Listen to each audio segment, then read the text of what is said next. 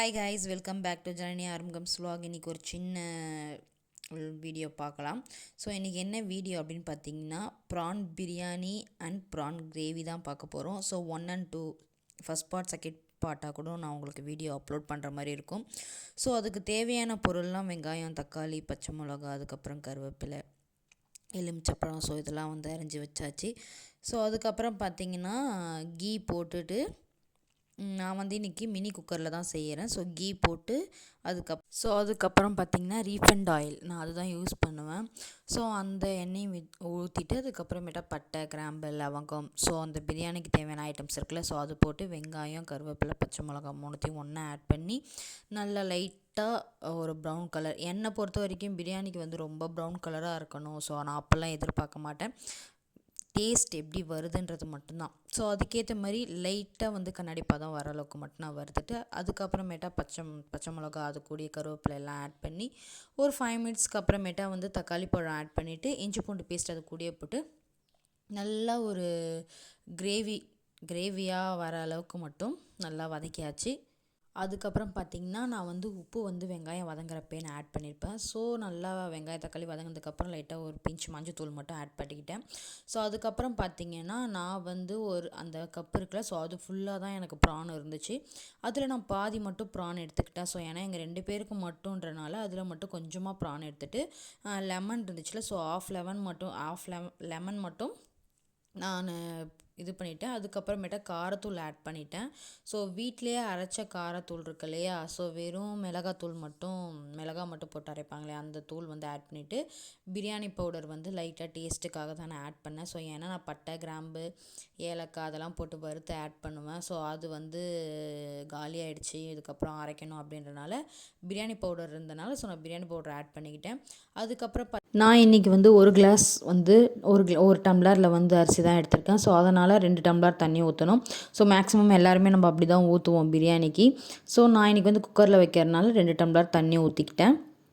நல்லா மிக்ஸ் பண்ணிவிட்டு நல்லா கொதித்து வர அளவுக்கு வெயிட் பண்ணேன்.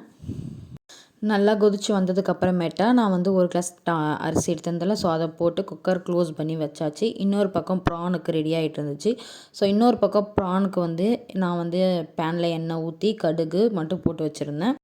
நான் ப்ரான் கிரேவிக்கு சின்ன வெங்காயம், அப்புறமேட்டா சின்னதாக பச்சை மிளகா கட் பண்ணி பிரியாணிக்கு வந்து கீரி போட்டாச்சு. ஸோ நான் இது ப்ரான் கிரேவிக்கு வந்து சின்னதாக கட் பண்ணியிருந்தேன். அதுக்குமே லைட்டாக வந்து ஆஃப் லெமன் ஊற்றி செஞ்சு பாருங்கள், உண்மையாக ரொம்பவே நல்லாயிருக்கும். ஸோ நான் இன்றைக்கி அப்படி தான் செய்ய போகிறேன், ஆஃப் லெமன் ஊற்றி. என் கிச்சன் இப்படி தான் இருக்கும். ஸோ அடுப்பு வைக்கிற அளவுக்கு தான் இருக்கும். அது பக்கத்தில் பார்த்திங்கன்னா வாஷ் பேஷன் இருக்கும். அதுக்கப்புறம் நான் வந்து வெங்காயம் நல்லா வதங்கினதுக்கப்புறமேட்டா தக்காளியும் அதில் ஆட் பண்ணிவிட்டு ஒரு லைட்டாக 1 இன்ச் மட்டும் பிஞ்சஸ் வந்து மஞ்சத்தூள் ஆட் பண்ணியிருந்தேன்.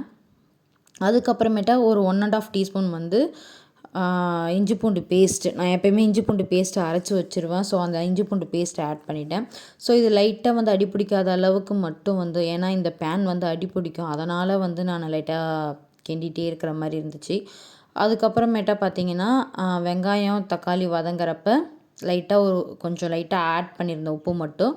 அதுக்கப்புறம் லெமன் வந்து நல்லா புழிஞ்சு விட்டாச்சு. கிரேவிக்கு லெமன் ஊற்றி செஞ்சு பாருங்கள், உண்மையாகவே ரொம்ப நல்லாயிருக்கும். ட்ரை பண்ணவங்க கமெண்ட்டில் சொல்லுங்கள், ட்ரை பண்ணாதவங்க கண்டிப்பாக ட்ரை பண்ணி பாருங்கள், செம்மையாக டேஸ்ட் நல்லாயிருக்கும். அதுக்கப்புறம் பார்த்திங்கன்னா வதங்கினதுக்கு அப்புறமேட்டா ப்ரான் எடுத்து வச்சிருந்த ப்ரான் வந்து ஆட் பண்ணிவிட்டு நான் வந்து இன்றைக்கி வந்து வீட்டில் அரைச்ச மிளகாத்தூளோ காரத்தூளோ ஸோ எதுவுமே நான் போடலை. காஷ்மீரி பவுடர் மட்டும்தான் போட்டிருந்தேன். காஷ்மீரி பவுடர் வந்து ஒரு 1 டீஸ்பூன், சின்ன டீஸ்பூனால் 1 டீஸ்பூன் வந்து நான் ஆட் பண்ணியிருந்தேன்.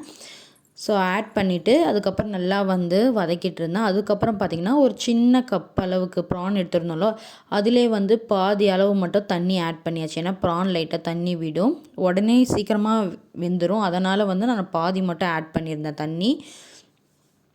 நிறைய பேர் சொல்லியிருக்காங்க, இது மாதிரி வந்து உப்பு அதிகமாகிடுச்சுன்னா லெமன் பிழிஞ்சு விட்டால் வந்து எந்த கிரேவிலையுமே லெமன் பிழிஞ்சு விட்டால் அந்த உப்பு வந்து சக் பண்ணிடும் அப்படின்னு சொல்லியிருக்காங்க. ஸோ நான் அதனாலேயே வந்து இந்த கிரேவிலையோ இல்லை பிரியாணிலையோ வந்து லைட்டாக ஒரு பிஞ்ச் அளவுக்கு உப்பு எக்ஸ்ட்ரா தான் நான் போட்டிருக்கேன். ஏன்னா நம்ம தண்ணி ஊற்றினாலோ இல்லை வந்து லெமன் பிழிஞ்சு விடுறப்பையோ அந்த உப்போட டேஸ்ட் வந்து அப்படியே ஃபுல்லாக வந்து மாறிடும்.